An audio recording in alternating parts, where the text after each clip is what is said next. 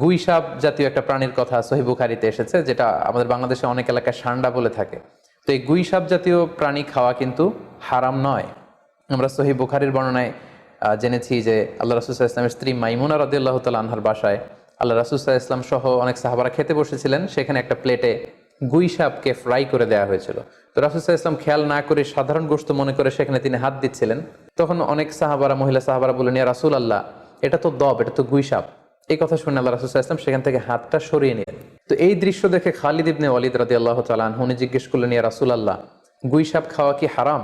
হারামুন আদ-দাব্বু ইয়া রাসূলুল্লাহ, আপনি যে হাত সরিয়ে নিলেন, গুইসাপ খাওয়া কি হারাম?